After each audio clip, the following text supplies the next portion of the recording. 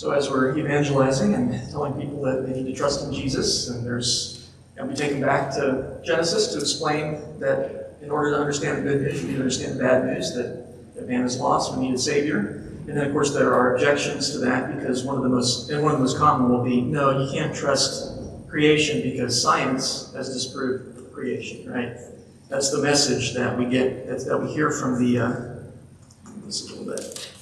secularists, and they've been very good at popularizing that a little bit of propaganda that science is anti-biblical. To be biblical is to be anti-scientific. Well, that's ridiculous. But that's the message that we hear. And so it's helpful to know a little bit about the basics of different fields of science, especially those that come up in debates on origins. And so that's what I want to cover this evening, is and I want to show you how science confirms biblical creation in several different fields of science. That we'll just kind of do the 40,000-foot overview of these things.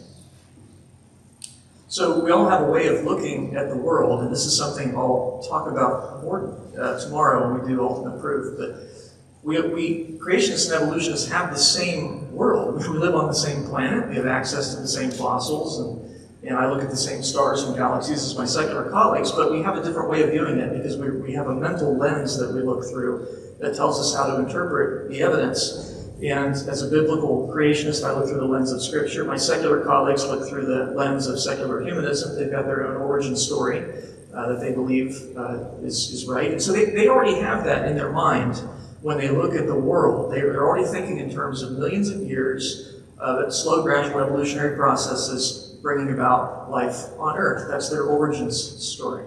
Thank you. And so when they look at the world, that's what they see. When I look at the world, I think of in terms of the history that's recorded in Scripture.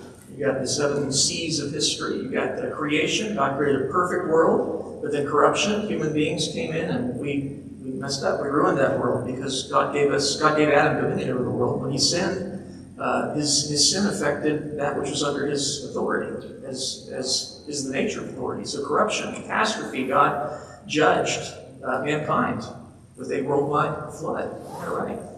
Because God is a righteous God. He doesn't put up with sin forever, so he judged the world. And we have confusion, the confusion of tongues at the Tower of Babel, where God split up the people groups into the different, based on different languages, the confusing of tongues there. We have Christ. God himself steps into history, becomes a man, and takes on human nature. He remains, of course, Jesus remains God. He's a man as well, since the incarnation. And then he dies on the cross in our place. And then in the future, we'll have the consummation, where paradise lost will be paradise restored. And we can be a part of that only by trusting in Jesus. Otherwise, we'd ruin that new earth the same way we ruined the original. So that is the way that I look at the history of the world. That's the true history of the world, recorded by eyewitnesses primarily, and ultimately inspired by God. So we know that's the true history of the universe. And so when we take a look at different aspects of creation with that view of history in mind, we're going to find it makes sense. Science makes sense in light of biblical history. And what I want to do this evening is cover 3 branches of science briefly. I'll spend the most time on genetics, the study of how traits are passed on from one organism to the next. And we'll talk about information theory. Spend just a little time on that. That's an exciting field of science. And then we'll take a look at geology, rocks, and frankly, fossils that are found within those rocks.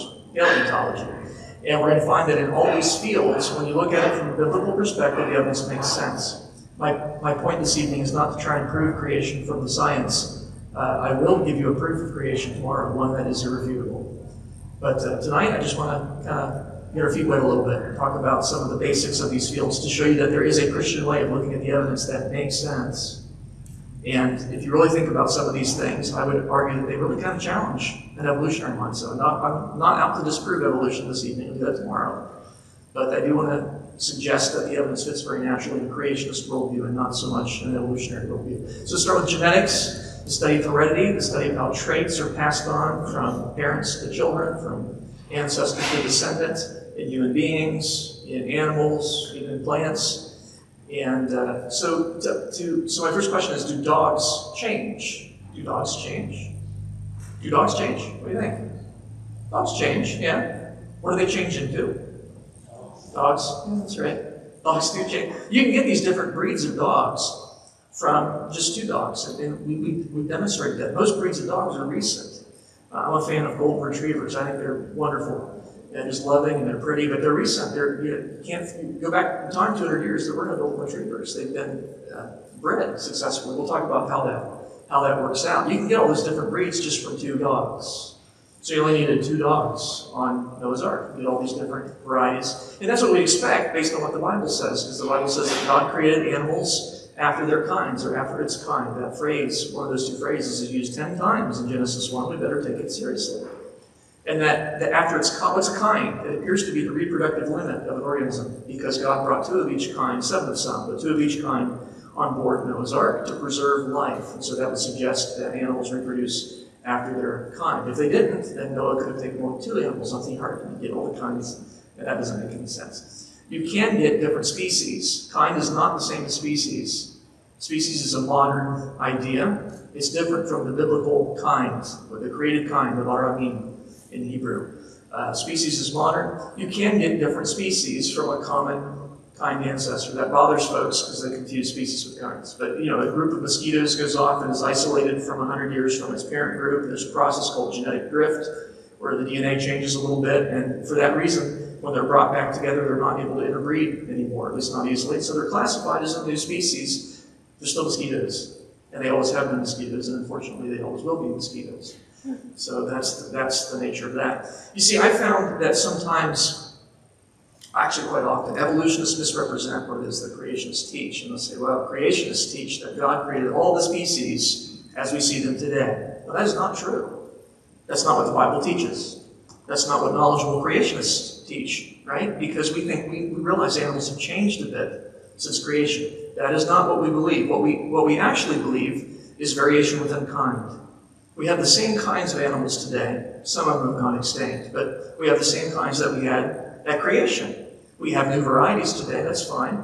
Some varieties have gone extinct. Some entire kinds have gone extinct. And so we don't have, for example, dinosaurs around anymore. But there are certain kinds where maybe one variety has gone extinct, but other varieties remain, like elephants. We have you have the African elephant, the Asian elephant. Mammoths are gone, but we think that mammoths are part of the elephant kind. So there's only 2 of the elephant kind on board the ark, and you got the different species and different breeds later. But we don't believe that animals are static and that they don't change at all, right? Because I don't think there were poodles in the Garden of Eden, right? Because it was paradise. God called it very good. And so I don't think they're going to have poodles running around. And, it's just my take on it. But we do believe that animals change. And so poodles are just one of these unfortunate diversions that we find there. This is, of course, in the evolutionary view, there really aren't kinds, you understand. In the evolutionary view, everything's related to everything. You are related to broccoli in the evolutionary view. The interesting thing is, I mean, that sounds ridiculous, because it is ridiculous. But I was speaking one time to a group of atheists, 300 atheists, and I had the privilege of speaking to them. And I said, you realize in your worldview, you believe you're related to broccoli. That's your distant cousin. And one of them afterwards came up and challenged me a little bit. He said, weren't you kind of poking fun at us for saying we believe we're related to broccoli? And I said, but isn't that what you believe? So, well, yeah. I said, well, there you go then. Right? I mean, if that sounds silly, don't shoot the messenger. I'm just repeating back to you what you profess to believe. If it sounds ridiculous, maybe you ought to reconsider your belief. But so the evolutionary view, hey, everything's related to everything. And it all traces back to a single-celled organism billions of years ago. And then as that organism split and multiplied and reproduced, eventually its descendants were ever so gradually different from the ancestors until you end up with carrots and kangaroos and human beings and horses and whatever. Now, to see which of these views is consistent with science, we need to know a little bit about DNA. This is a extremely long molecule that occurs in the cells of your body. It looks like a twisted ladder. And on the rungs of that ladder, you'll see there's 4 little letters there, A, T, G, and C. Those are called nucleotide base pairs. They're what bind the strands together. And A's and T's always group up, and G's and C's always group up. But in terms of the order in which, if you just read one strand, A, C, T, T, T, C, you don't know what letter's going to come next. And by analyzing that, we found that actually codes for your traits. It codes for what we call a gene is a section of your DNA that codes for a trait. And so we all have little differences in us because we have some little differences in our DNA. A lot of our DNA is identical because we all have 2 eyes and a nose and 2 ears, and so those instructions are the same, but we have some instructions that are a little different between us, and so we have different hair color, different eye color. It's all encoded in your DNA. Amazing. all of that, all the information that makes you, your physical form, perhaps even much of your personality. I mean, granted, there's the nurture aspect of it as well, how you're raised and so on, but the basic building blocks to make you, God put them on a molecule, which I think is awesome. Because we think we're clever when we can get all this information on a Blu-ray, and that is impressive, the amount of information you can get on a Blu-ray. But God put the information to make you on a molecule. And I think that's awesome. You've got 3 billion of these base pairs in one of your sets of DNA. You actually have 2 sets of DNA, so we'll come back to that. But my point is you have instructions on that DNA.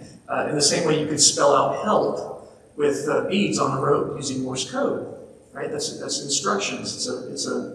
It's a message. Your DNA has the message to make you.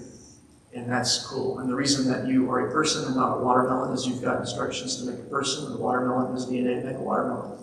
And aren't you glad you got the better end of the stick on that?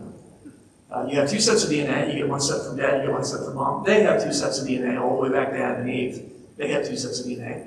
And the cool thing is when parents have children, the children gets only half of the DNA from each parent.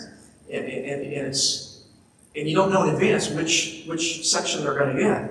So they might get that gene from dad and that gene from mom, and that makes up the new set. And then you don't know which you're going to get in advance. Pretty neat. And so that's why children look a little bit like their parents, right? Because they have the same. They have some of the information from each parent, but only half of the information from each parent. But you have 2 parents, so you get a complete set. It's pretty neat, and that's why you can have lots of different varieties in children. And in fact, the amount of information, the number of different possible varieties, if you consider that you have 3 billion base pairs, and you think of how that possibly could be scrambled, 2 parents theoretically can have more unique children than there are atoms in the universe by an enormous number. So it's an ingenious way of encoding all the different varieties of human beings that God wanted to make. He put all that information in Adam and Eve, which is just awesome. And by the way, it splits out, and you get all these different variations. Here it is with blood type. Maybe you remember studying this in school. You have a couple genes that determine your blood type. Again, you get 1 from dad, you get 1 from mom. And you have what's called dominant and recessive genes. So dominant, if there's a dominant and a recessive, the dominant takes over. And so, for example, A is a dominant, O is a recessive gene. And so if you have the combination A-O, your blood type's A, which is a pretty common blood type. Or if you have a B and an O, your blood type's B. If you have B and B, your blood type's B. If you have A and B, those are co-dominant, so your blood type's AB. The only way you can have blood type O is to have both O alleles, because they're recessive. That's a recessive combination. And that's very common because the O allele is very common in human beings. So if your parents, this is kind of an interesting situation here. If your parents, let's say mom has type A, and let's say it's the heterozygous A, where you have an O and an A. And dad has blood type B, and let's say it's heterozygous B, where you have O and B. Then the children could have any possible blood type. Because in the first case, they get the A allele from mom and the O from dad, the blood type's A. In the second case, they get B from dad, O from mom, the blood type's B. In the third case, they get A from mom, they get B from dad, the blood type's AB. And in the fourth case, they get O from mom, O from dad, blood type's O. And so one child might have blood type A like mom, one child might have blood type B like dad, another child says, am I adopted? I got AB, what's going on here? No, it's just you got a unique combination. And so that's why we tend to look a little like our parents, but we have some differences as well. You still got the information from them, you just have a unique combination. Unless you have an identical twin, you have a unique combination of DNA. So that's why I have brown eyes like my mom, my brother has hazel eyes like my dad, my sister has blue eyes. I used to tell her she was adopted. She's younger, so I could tell her that, but I'm just joking. She thought it was funny too, for a while. But no, you can end up with all these different traits. Here it is with skin color. There's actually only one skin color, really. Brown. It's just a question of how much you have. Actually, there's a pigment called melanin. There's a couple different forms of it. There's a gray form and a yellow form, but this is simplified. But you get the basic idea here. It's how much of that pigment and how widely distributed is it in your skin. And of course, there are environmental factors that can change that. You spend a lot of time in sunlight, and your body will respond by producing more melanin. But you start with a base amount, depending on your genetics. And so if you're in the upper left corner there, you have very dark skin. If you're in the lower right corner, you have very light skin. If you're in this little box down here and you get married to somebody in that box down there, your kids are going to be in that box too, because only the lowercase letters are available, right? And likewise here, or even here, if you're this skin shade and that combination, you get married to somebody with that combination, your kids will look like that too, because you got only capital A's and only lowercase b's available. But the neat thing is, if you're off axis, if you're over here, and you get married to somebody that's over there, the kids can have any possible skin shade, from very light to very dark. And there are certain places in the world today where that still happens, certain places in India where people at the same dinner table, one's very dark, one's very light. And their immediate parents are kind of in between. And so you see, you can get all the different skin shades just in the information from two people. I hate these things. And we can get a lapel for tomorrow. Anyway, so Adam and Eve, we think, probably had a middle brown skin because we're all descended from. There's other ways you could do it, but that's one way. So they probably weren't Caucasian. If you take my meaning there. So we're going to talk about dogs because there's lots of variations within the dog kind. And dogs reproduce relatively quickly, and so we can see how that works out. But you can start with just 2 dogs. And what you want is to get a lot of variety. You want the parents to have the heterozygous combination. Big A, little a, big B, little b, big C, little c. And then when they have pups, lots of possibilities, right? If you have 2 of the same, you reduce the number of potential variety in your offspring. So here's the thing I want to emphasize. If evolution is true and something like bacteria eventually became something like a horse, right? Which is the evolutionary view. Single-celled microbes over millions of years as they reproduced eventually gave rise to the horse. Now, single-celled microbes, they have some information in their DNA. Bacteria has some information in its DNA. It has the information to make a bacterium. Horse has a lot more information. It's a more complicated critter. And it has more instructions than the bacteria have. And it has instructions that the bacteria lack. A horse has instructions to make feet and bones and eyes. And bacteria don't have those instructions, and they can't produce those traits, obviously. And so it seems to me that if evolution's true and bacteria eventually became horses, then at some point they had to gain brand new information. Isn't that clear, right? The horse has information the bacteria lacks, so at some point it had to acquire it. So evolution is all about an increase in the information in your DNA. Now, that's not the only thing it's about, but my point is, if you don't increase the information in your DNA, evolution can't get off the ground. You can't turn bacteria into horses without adding new information to the DNA. Isn't that right? And that's, once you get that, you realize evolution doesn't have a leg to stand on, because all the processes that we observe in nature reduce the information, or perhaps neutral. They don't increase it. You see, the kinds of change that we see within dogs and within these other organisms do not increase the instructions in the DNA. They don't increase the information amount. They actually reduce it, or perhaps neutral. One example of this would be natural selection. Ironically, a lot of people think that natural selection is evolution. It's not. It's actually the opposite when you understand it. Natural selection was talked about by a creationist before Darwin began popularizing it. Darwin tried to link natural selection with evolution, proposing that natural selection is the mechanism of evolution. But if you understand it, it's the opposite. Natural selection is the opposite of evolution. Let me show you how this works. So suppose you have 2 dogs, and suppose they have a gene for long fur and a gene for short fur, each of them. Now this is simplified, but the basic genetic principles here are true. And they decide to have pups. Now some of the pups are going to get the short gene from mom, the short gene from dad. We'll suppose those are codominant. So if you have a short and a long, you have medium length fur. Okay, so the parents have medium length fur. The offspring, some of them will get the short gene from mom, the short gene from dad. They will have short fur. Some of the dogs will get the short gene from one parent, the long gene from the other. Statistically, 50% of the offspring would have that combination, and they would have medium length fur just like their parents. And then 1/4 of the offspring statistically would get the long gene from mom, the long gene from dad, and they would have long fur. And so you can see variation within a kind. Not a problem. But all the information was present in the parents. You had long and short present in the parents. It just wasn't expressed in the parents because they were combined and you got the medium length fur. But in their offspring, you get lots of different variations within a kind, but no new information. Started out with long information for long, information for short, and by combination medium, and that's what you end up with. Okay, so how does natural selection fit into this? Well, let's suppose that the environment is very cold. Now, the dogs that have the short and medium length fur, they don't do so well in a cold climate. They're uncomfortable, and if they can't find shelter, then they die. Very sad. But the dogs that have the longer fur, they survive. They thrive in that climate, right? Because they are well insulated against the cold. So they survive, and they meet other dogs that have survived because they have long fur, and they reproduce. And the offspring would have to have long fur because that's the only combination that's left. If the L is the only gene available, that's what they're going to get.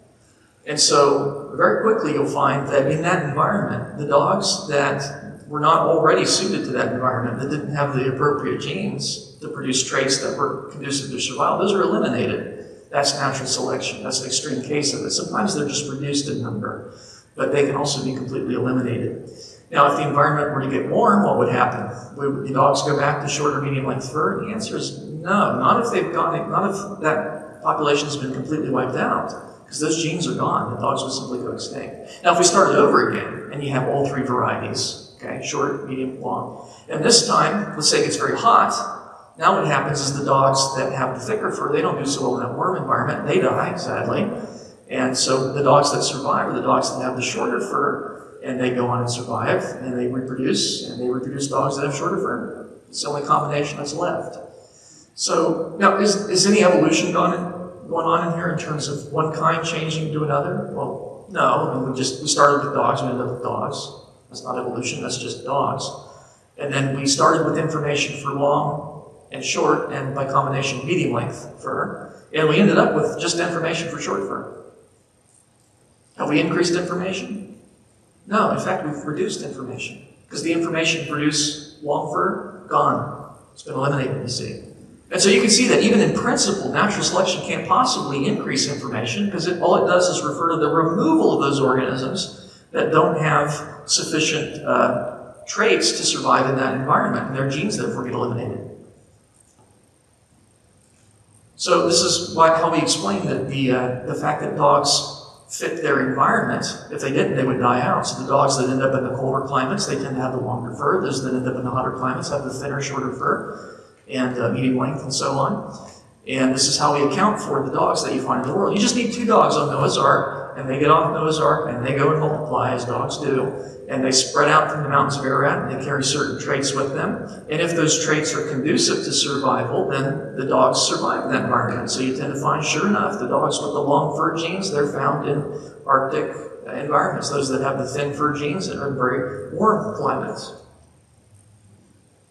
And then we find also that there are some genes that are kind of neutral, and it's just what the dogs in that group happen to take with them. Like eye color, it doesn't have a huge effect on survival, but you'll find certain groups of dogs all end up sometimes with blue eyes and others with brown eyes and so on. That's called genetic drift. It's like natural selection, but there's no selecting going on because it doesn't have any survival advantage. So this is how we account for the different breeds of wild dogs that we find in their native climates that they will suit. So there you go. It's just the outworking of the initial information that God put in the 2 dogs that were on Noah's Ark. He probably selected dogs that had a lot of variation, a lot of big A, big B, little b, so you get all these different varieties afterwards. And that's what we find in the world. But my secular colleagues would say that Dr. Lisle, it's not just about natural selection. It's natural selection and mutations. Okay, so we're going to talk about mutations. What's a mutation? Mutation is a copying mistake in your DNA, a typo in your DNA. And believe it or not, you actually have a mechanism in your cells that will correct a lot of mutations. You actually have a spell checker in your DNA. It's amazing. You really do. You have an editor that goes in there and will fix 999 mutations out of 1,000. But every now and then one gets through because we live in a fallen world now. And often the mutation happens during reproduction. And so you should have dogs that have information for 4 normal eggs, but because some of the information has been miscopied at the time of transmission, at the time the offspring is fertilized, and then when it grows up, it's missing some instructions, and so its legs don't form properly. It has short, stubby little legs.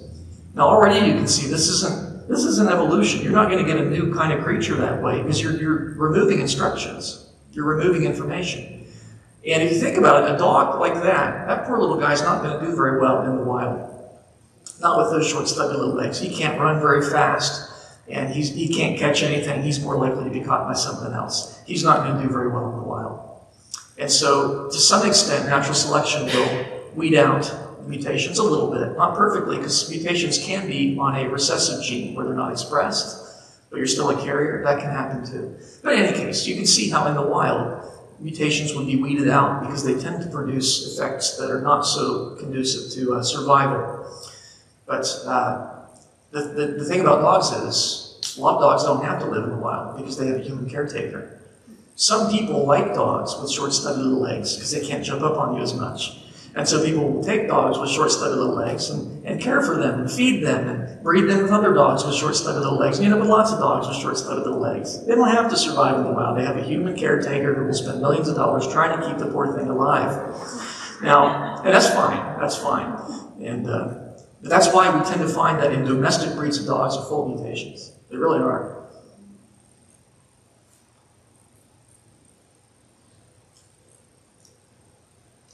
There are mutations that will cause a dog's snout not to form properly. A dog's supposed to have a long snout. That helps with its ability to smell.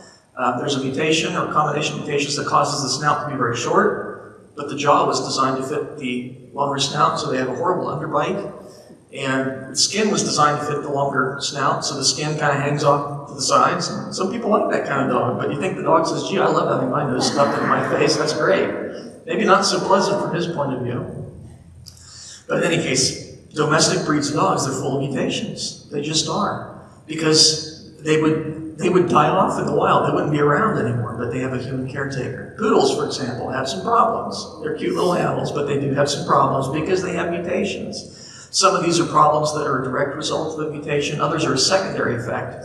One of the mutations in a poodle is that its hair actually grows forever. A dog's hair is supposed to grow so long and then it falls out, and that regulates the length of the hair. But with a poodle, it grows forever. It doesn't do that. Now there's no way that animal would survive in the wild, because after a while it's a big poof ball. It's not going to be able to go anywhere, right? And so, if you want a poodle, you have to give it a haircut every now and then. They require that because they have a mutation that doesn't regulate their hair growth as it should.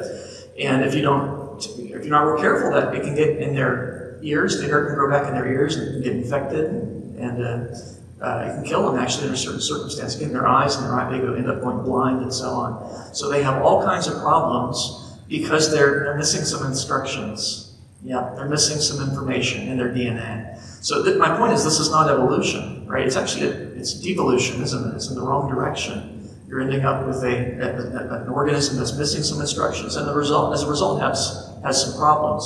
So this is how you end up with the different domestic breeds of dogs that we find in the world. It's a combination of the information God put in the dog kind and mutations, mistakes that have crept in, removed some of that information, and that's how we end up with these domestic breeds that we find in households around the world. So we think the original dogs that would have been like on Noah's Ark would have been more like the wolf kind, because wolves have a lot of heterozygosity, a lot of big A, little a, big B, little b. And so when selectively breeding them, you can concentrate the mutations, and so you can get these different breeds later until you go down to the poodle. And that's kind of the bottom of the line at that point. And a friend of mine who actually has a dog it's either a poodle or a similar breed. He says a poodle is kind of like, if you think of in terms of cars, the wolf is like the Rolls Royce. It's got all these extra features that are kind of nice. Windshield wipers on the headlights. I mean, that's cute. You don't really need that, but it's a nice fancy feature. They got all this extra information, right? All these things that are nice that you don't really need. Whereas a poodle is more like a Kia. It's kind of the bottom line. You remove one part from a Kia, it doesn't work anymore. It has no extras on it. So you see what I'm saying here. And so when I'm explaining this to kids, I say the information in your DNA is like jelly beans. And so you start with the wild kinds of dogs that have lots of information, lots of jelly beans there, and you remove more and more information until you get down to the poodle, and that's kind of it. You've got the minimum amount of information that can keep the thing alive, and even then you need to give it haircuts and all kinds of stuff to keep it alive. But could you ever turn a dog into a cat by removing jelly beans? And the answer is no, because a cat has different information in its DNA. It's got information, for retractable claws and things like that dogs do not possess. You can't get different information by removing information. That would make no sense. And by the way, I point out some of the instructions in our DNA are the same between us and a dog and a banana for that matter. You see, was that proof of evolution? No, it's proof that God knows what he's doing. Because you see, DNA codes for traits, right? And our DNA makes the proteins that make us. And so if God had made all organisms with totally different DNA, no similarities, then they would have totally different proteins, which means we could not gain nutrients from them. You would not be able to eat plants if they didn't have the same proteins that you need to live. And therefore, some of the instructions are going to be the same, right? If God had made totally unique DNA for all organisms, the only thing we would be able to eat is each other, and that would be a problem. So God does know what he's doing. So when we take a look at dogs and we see how dogs reproduce, this is good observational science. It's testable and repeatable in the present, right? We find it's consistent with what we'd expect, given what the Bible teaches about animals reproducing according to their kinds. It's not consistent with the unlimited upward evolution proposed by my evolutionary colleagues. It really isn't. I do have to point out that mutations can be beneficial under certain circumstances. That is, they can help an organism survive. That's true. Evolutionists like to talk about the occasional good mutation. Okay, but it still doesn't help evolution because you're still losing instructions. And I'll give you just one example of this evening. Antibiotic resistance. Because the secularists will say, see, here's evolution in action. We know that bacteria sometimes become resistant to antibiotics, and that does happen. Let me show you how it happens. There's a few different ways, but none of them involve evolution. None of them involve gaining brand new information. There's a bacterium called H. pylori, which causes stomach ulcers, and that's unpleasant. So what you do is you go to your doctor, and he gives you an antibiotic. Now the antibiotic, which is harmless to you, is absorbed. You take your antibiotic, it's absorbed into the bacterium, the H. pylori, and he's got an enzyme in him that's just part of his internal chemistry that when it reacts with that antibiotic, it turns it into a poison, and that kills the bacterium, and you feel better. There is a mutated form of H. pylori that lacks the ability to produce that enzyme, or just not very much of it. And so the antibiotic goes in him and it just sits there because he lacks the ability to turn it into a poison because he's missing some instructions. And therefore he survives. But he doesn't survive because he's gained new instructions. He survives because he's lost some instructions. And in that particular environment, an environment full of nuclear doses of antibiotics, that's actually better for him. Now, in a regular environment, he can't compete with the other bacteria because that enzyme is part of their system and it helps them survive otherwise. But in an environment full of antibiotics, the only bacteria that survive are the ones that have that mutation. And so that's why hospitals tend to have more higher fraction of what sometimes they call superbugs, but they're actually subpar, really. They're missing some instructions. It's just that in that particular environment it benefits them. So it's not evolution. You start with bacteria, end up with bacteria. You've lost some instructions. You haven't gained any new information. And so there's no doubt that this is not evolution. Dr. Lisle, one of the world's experts on mutations, PhD, Johns Hopkins University, says all point mutations that have been studied on a molecular level turn out to reduce genetic information, not to increase it. He says not even one mutation has been observed that adds a little information to the genome. Interesting. By the way, there are different types of mutations. There are one of the types. I'll mention it very briefly in case this comes up. Sometimes it does. There's one that causes a section of DNA to get duplicated, so your DNA gets a little bit longer. And secularists see, there you go, you got new information. Now think about that. If you had a newspaper article and one paragraph got duplicated, do you have any more information? Could you learn anything from the second paragraph you couldn't learn from the identical original paragraph? Of course not. Mutations can make DNA longer, we know that. But that's not adding any brand new instructions.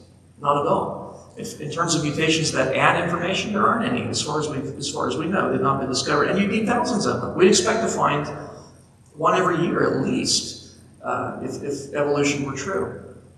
So when we take a look at genetics, mutations, things like that, we find applying good observational science is consistent with what we would expect, given that God created the original information, the original organisms, and we've lost some since.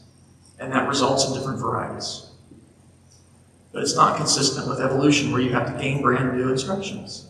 Natural selection, mutations, perfectly consistent with biblical creation. They are not good news for evolutionists.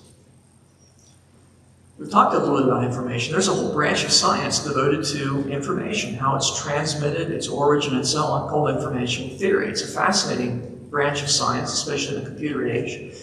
And so let's talk a little bit about what information is. We sort of have a feel for it, right, what information is, but how would we define it? Well, one way we could define it would be by there's sort of three criteria that you need. First of all, you need a symbolic code system. And so if you pick up a book, it wouldn't have to be the Bible. I just happen to have the Bible right here. And here's the word son. It's referring to a nobleman's son. Now, I don't see an actual person here. I don't see a son here. I see a word that stands for a concept that I understand. So that's the code system, right? The words stand for ideas or objects or people. We get that. So there is a code system. There's no doubt about that. So that applies. There's language. There is a syntax, grammar. In this particular Bible, this is an English translation. Okay, the original Bible, obviously Hebrew and Greek, semi-Aramaic, but most of them are Greek. There is a language convention. There are sentences. The words are organized in a particular order, and you're supposed to read them that way. They're organized into sentences and paragraphs and so on. There's a language there. And finally, there is meaning. It's not just random words attached in a random order that you read, like a computer could spit out, but there's actual meaning here. I can read a sentence and I understand what it means. There's an expected action on the part of the person who's reading it. There's an intended purpose. So there's a reason why somebody wrote this. They expected you to read it and to do something. In the case of the Bible, the purpose is that we might have, it's to give us information so we might have eternal life. The expected action is we're supposed to repent and trust in Jesus. I mean, that's the overall message of the Bible. And we can talk about other specific lessons that we're to take from each individual passage. A cookbook fulfills these criteria. A cookbook has symbolic code in it. It has words that indicate ingredients, right? This word indicates salt, this word indicates sugar, whatever. There's a language, probably English for most of you, and there's meaning. There's an expected action on the person who's reading it. You're supposed to do this. You're supposed to mix these ingredients in these proportions, and there's a purpose behind it, so that you won't go hungry, so that you'll have something to eat. So that works as well. Let's test our information detection skills. Could this be information? Does it have symbolic code system? Does it have language? Does it have meaning? Looks like there might be a code system there, right? They look pretty organized. And the way they're organized, left, right, and then up, down, it suggests that there is a language there, that they're organized in a particular way. It suggests their language convention. But is there meaning? Many years ago, hieroglyphics, when they were first discovered, they said, yeah, boy, we think this means something. There's a code system here, but they didn't figure it out until I think it was the Rosetta Stone that actually they were able to compare it with other languages, and they realized, oh, okay, it is. The only way you can know for sure that it contains information is if you can translate it. And I happen to know the translation of this. This is Genesis 1 through 5 in the form of icons.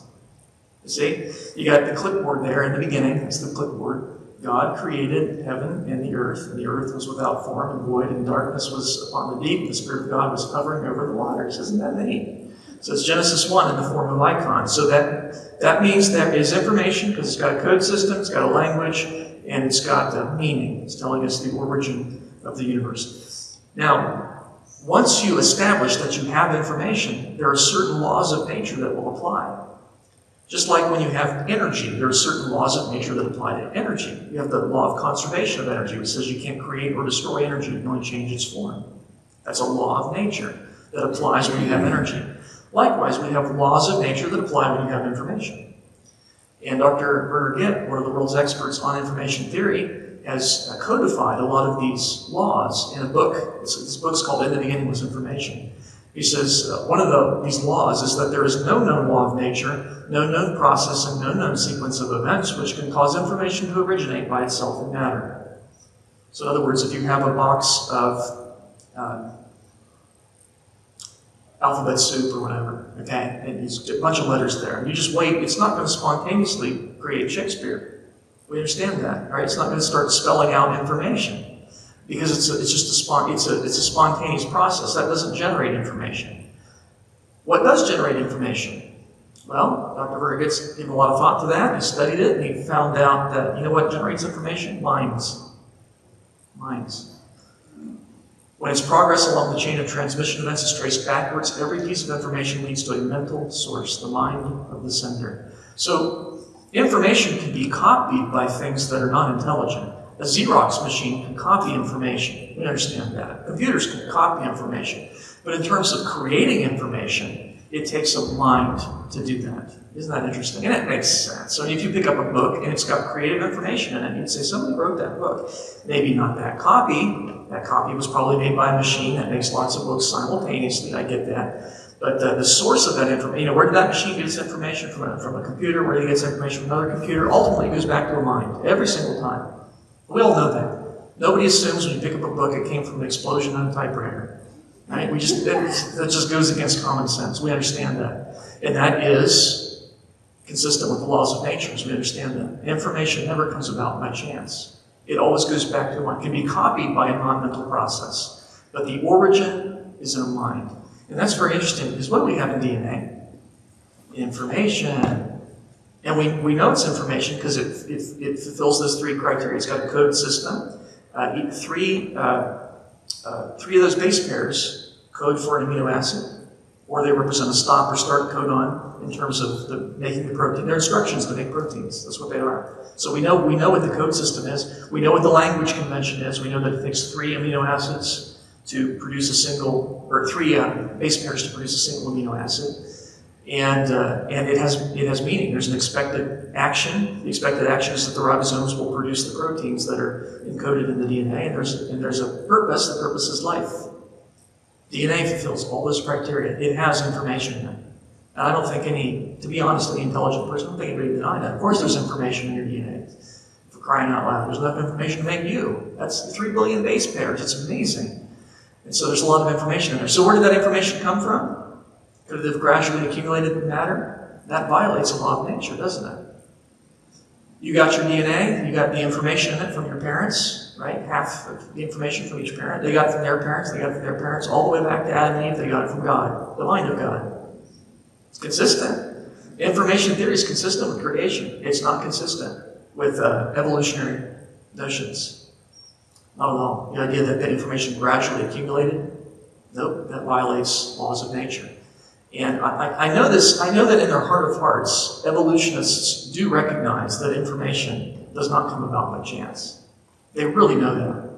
They suppress the truth and unrighteousness, but they know it.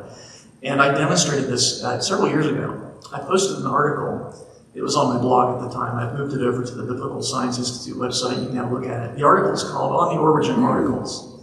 And the article, what it does is it tries to convince you that articles do not have authors, but that they have gradually evolved as letters have gained, the article gains letters over millions of years and gradually becomes better and better. So articles probably started out as as just a single letter or maybe a single word. And then as they were copied, mistakes were made, and occasionally a mistake would occasionally make an article better. And so those ones were preserved, you see. And articles gradually get longer and better over time, over millions of years, and they certainly don't have authors. Because what kind of nonsense is that, right? Now, the funny thing is not so much the article, although I intended it to be humorous, and I think it is. The really funny thing was the responses that I got to it. Because when I had this on my blog, I allowed people to get in there and interact, and evolutionists would get on there and say, "We know you wrote this, Dr. Lisle. How do you know that? Did you see me write it? You just have faith that I wrote it? That's interesting. Oh, well, we could check the IP address. Did you? No? By the way, I admit to posting it. When this thing evolved on my computer, I couldn't help but share it. It's too wonderful, right? But they started offering all these different arguments, and it was funny for me to play devil's advocate, as it were, and be the evolutionist and say, look, you must be one of those authorists that believes in authors, and if you want to believe in that, that's fine, but keep it in church, man.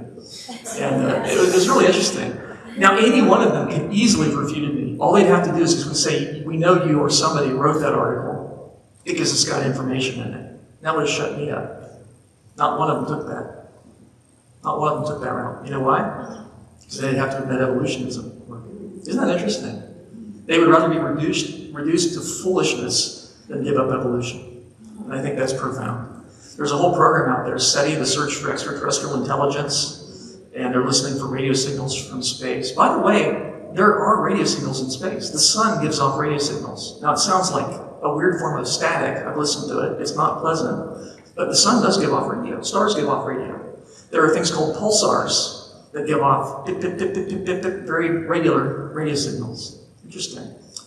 Now, with all these natural sources of radio out there, how would you distinguish an intelligent source, a radio transmission from an intelligent alien society. I don't think we'll find that, but hypothetically, how would you know that a radio transmission came from an intelligent source versus all these natural ones? And the obvious answer is, it would have information in it. If we got instructions from space, a radio signal from space on how to build a warp drive, and we assembled it and it worked, I mean, that would be compelling to say, hey, there's somebody out there that's trying to communicate with us. I don't think that's going to happen, but hypothetically, right? And so my point is, these same folks at SETI that are listening for alien signals saying, we know we'll find intelligence if we find information in it. And then they look at the DNA and they say, well, there's no creator there, even though it has tons of information in it. Isn't that interesting? Inconsistent. Well, let's now finish up by talking about rocks and the fossils within them. First thing the little myth I need to blow up is the idea that, well, we know rocks are millions of years old, right? Everybody knows that. Everybody thinks they know that. There's the way in which scientists try to justify their belief, secular scientists try to justify their belief that rocks are billions of years old, is by a technique they call radiometric dating. And by the way, they believed rocks were millions of years old long before radiometric dating came along, just so you know. That wasn't evidence that was led to a conclusion. They already had the conclusion. The way radiometric dating is supposed to work, I want to give you just the basics here, because this will come up eventually in the conversation. It will. So we're made up of these atoms, right? These little particles that have protons and neutrons in the nucleus and electrons circling around. Now, most atoms are what we call stable, meaning they remain the same kind of atom forever. As long as you don't bombard them with neutrons or something, they'll remain the same kind of atom forever. But a small fraction of atoms are unstable, meaning they will spontaneously change into another type of atom by ejecting either a combination of two protons and two neutrons, or by ejecting a positron or electron. They will change. For example, uranium-238 is unstable, also called radioactive. Okay? So these radioactive atoms, uranium-238, will eventually, you have an atom of uranium-238, it will eventually turn into thorium-234. It'll emit an alpha particle, two protons, two neutrons. You don't have to do anything to it, it just does it all by itself. And the interesting thing is, when you have a particular atom, you don't know when it's going to change. Might take a long time, might take a short time, but if you have a lot of them together, statistically, you know that over a period of time, you know how many will have changed. It's kind of like popcorn. When you're popping popcorn, you don't know which kernel is going to pop next, do you, or when? But you do know that after 2 minutes, it's pretty well done. Okay? It's the same way with when you have a bunch of uranium-238. You don't know when the next atom is going to pop, but you do know that after a certain period of time, it will have changed into thorium and so on, all the way down to lead-206. Lead-206 is stable, so once it reaches lead-206, it'll stay that way forever. And the rate at which this happens today, we measured it in the laboratory. We know that a small fraction of uranium, a very small fraction, turns into lead in, say, a year. And we can extrapolate that and say, okay, how long would it take for half of the uranium to change to lead? And it's billions of years. Now, that doesn't mean the Earth's billions of years old. That just means that's how long it would take for uranium to change into lead. And so what you do is you find a rock, well, let me back up a little bit. If you have a chunk of solid uranium, eventually it'll be part uranium, part lead, and the intermediate elements, which I haven't displayed for simplicity. And eventually it'll be all lead. You don't have to do anything. It happens naturally. Okay? And so the idea is you find a rock that's part uranium and part lead, and then knowing the rate at which that happens, you extrapolate back and figure out when it was all uranium. But how do you know it was all uranium to begin with? How do you know there wasn't some lead to start with? Well, that's an interesting question. And by the way, secular scientists do not assume that it was all uranium to begin with. They assume it had some lead in it to begin with. How much lead? You tell me how old you want the rock to be, I'll tell you how much lead it started with. You see the issue there. There is the area of circular reasoning there. And my secular colleagues have tried to figure out ways to get around that. There are what are called isochron methods and so on. I'm not going to get into that. But there are ways that they try to guess at the original ratio of uranium to lead, but it's a guess. They don't really know. And so it's kind of like an hourglass, right? If the uranium changing into lead is like sand going from the upper chamber to the bottom chamber, and you can use an hourglass to keep track of time. There's nothing wrong with that in principle, but there are certain assumptions you have to make. If you came into this room and the hourglass looked like that, you can see the sand running there, and I ask you, how long ago did I turn that over? You'd say, what's an hourglass? It looks like it's about halfway done. I'd say about a half an hour. And I'd say, I gotcha. Because in fact, I turned it over 1 minute before you came into the room, but already a lot of the sand was in the other chamber, you see. You can't assume that all the sand was in the top chamber to start with. You don't know that. Or how do you know somebody didn't add sand when you weren't looking to one chamber or the other? Now, maybe with an hourglass that'd be hard to do, but uranium is leachable in salt water. You can move it in and out of rocks. So it's not an isolated system or a closed system even. Or how do you know the throat of the bottle? Pardon me, back up. How do you know the throat of the bottle has remained the same size? That's probably a pretty realistic assumption for an hourglass, but we don't know why radioactive decay happens at the rate that it does. And therefore, we can't guarantee that it's always been the same. It might have been different in the past. And by the way, there's evidence that it was different in the past. So these are some of the assumptions that are involved whenever anybody tries to tell you, we know how old this rock is because we measured these elements. Well, I'm sorry, but you've assumed that the initial conditions are known, but you don't really know. You've assumed that the decay rate is constant. There's good evidence it isn't. And you've assumed the system is closed, and generally it's not. So you've made 3 bad assumptions. Any one of them kills your estimate, makes it unreliable. Okay, that's a lot to remember. What's the bottom line? We've taken rocks that are brand new. When Mount St. Helens erupted, it produced brand new rocks. And people have the impression that it's telling you the age of the minerals in the rocks. No, it's supposed to tell you when the rock hardened. Because when the rock's magma, minerals can move in and out, right? Uranium can move in and out, lead can move in and out. The idea is when it hardens, that's supposed to trap everything in there, although it doesn't completely.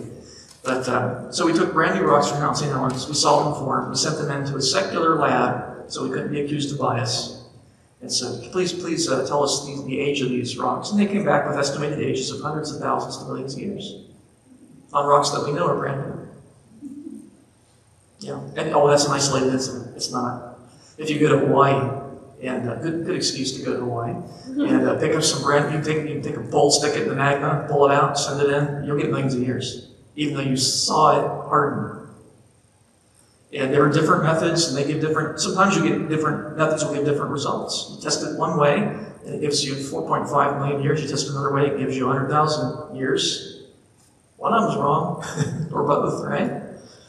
Depending on the method you use, you can actually get a negative age in some cases, which I think is interesting. You can hold in your hand a rock that, according to radiometric dating, has not formed yet. It's from the future. Now, that doesn't work. We know that radiometric dating does not work on rocks of known age because we've tested it. Secularists assume that it works on rocks of unknown age.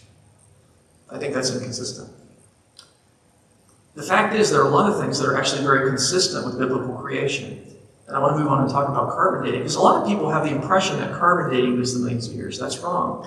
And anybody who knows anything about it, even secularists will admit carbon dating does not give millions of years. Because and it's a similar process. With carbon dating, most carbon is C12, and that's stable. It'll stay C12 forever. But there's a variation of it called C14. It has 2 extra neutrons. C14 is produced in the upper atmosphere when cosmic rays from space bombard atoms and produce a spray of neutrons, and that causes some nitrogen atoms to convert to C14. So a small fraction of these, there's carbon dioxide in this room, a small amount, and a small fraction of that, one atom in a trillion of carbon is C14. It's that unstable variety. And what happens is animals plants take in the carbon dioxide, right? One atom in a trillion is C14. And so they incorporate that C14 into their structure. The animals eat the plants, or we eat the plants, or we eat the animals that ate the plants. Either way, you get carbon that's how you get carbon into your body. And a small fraction of that is C14. So you are all slightly unstable. But you knew that already, didn't you? Now, when you're alive, what's happening? That C14 is trying to decay back to nitrogen. And it has a half-life of 5,700 years. That's how long it would take. A chunk of C14, after 5,700 years, half of it would decay to nitrogen. Okay? Half-life. And then, so the idea is when you're alive, that carbon-14 is always trying to decay back to nitrogen, but you replace it because you eat more food, right? Until you die. And then you stop eating food. And so the idea is, when you're alive, the C14 to C12 ratio in you is about the same as it is in the rest of the environment. But when you die, the C14 just decays away because you're no longer replacing it. You're no longer breathing, you're no longer taking in food. And so the idea is, again, when you're alive, C14 to C12 is basically constant until you die, and then it just decays away. And so if you find the remains of an animal, you can take, and by measuring the C14 to C12, you can tell how long ago it died. Pretty clever. And the nice thing about carbon dating is it tends to work when we test it on things of known age. Now, it's not infallible either. It can give wrong answers, but most of the time, it gives pretty good answers. And the other thing that's beautiful about it is it always gives answers that are roughly consistent with the biblical timescale. It never gives millions of years. Because you see, if carbon-14 didn't last that long, with a half-life of 5,700 years, even after 1 million years, you'd not have a single C14 atom left on Earth. Okay? Because it's only produced in the upper atmosphere. So if you find something that's buried deep down, and you find carbon in it, it tells you it's thousands of years old at most. And we have tested dinosaur remains, and we found C14 in them, which means they're all less than 1 million years old. Interesting. We found diamonds. Diamonds are supposed to be 1 to 2 billion years old, based on other radiometric dating techniques. We found C14 in them, which means they're all less than a million years old, much less than that, because there's detectable C14 in them. So carbon dating is our friend. The carbon dating limits the age of the Earth to thousands of years. Everything we test that has carbon in it has C14 in it. We have yet to find an exception.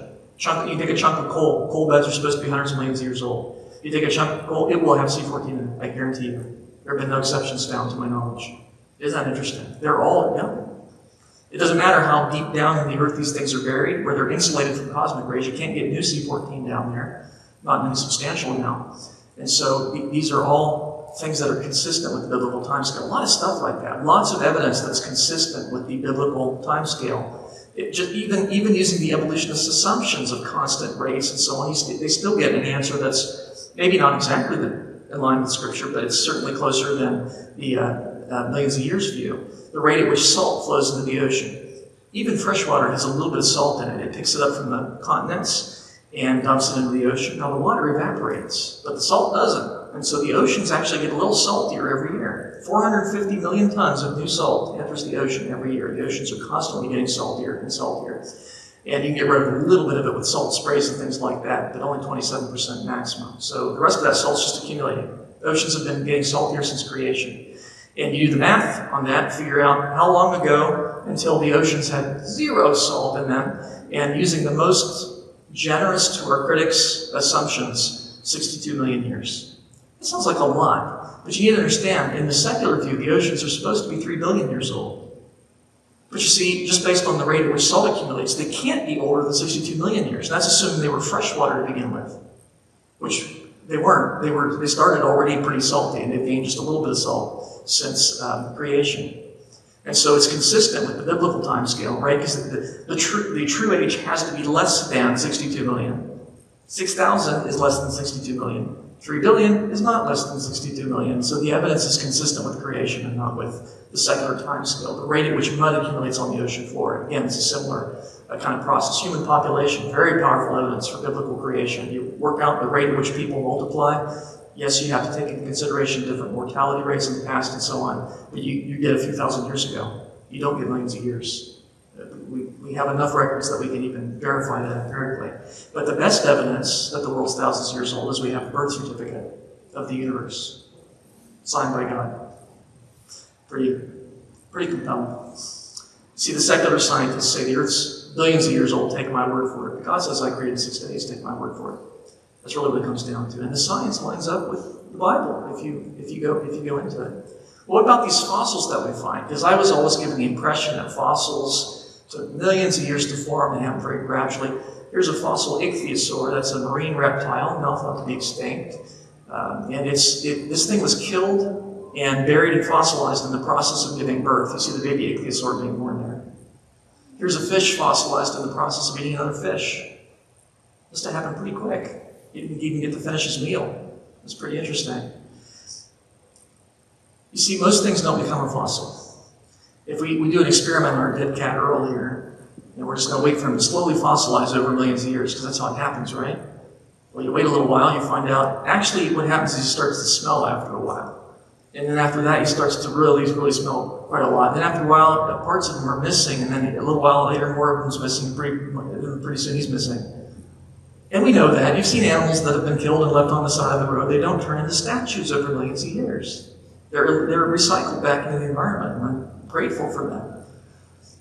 Even, fish, we find fossil fish all over the world. And I was given the impression, the fish dies, it sinks down to the bottom over millions of years, because these rock layers we find are deposited over millions of years, right? Think about that.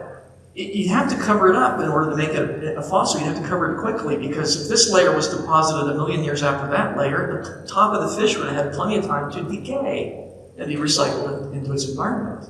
And most fish float anyway, they die. So, I mean, you're not going to find, maybe you've seen the specials, National Geographic or Discovery or something, where they go out to the ocean floor. I think those are amazing.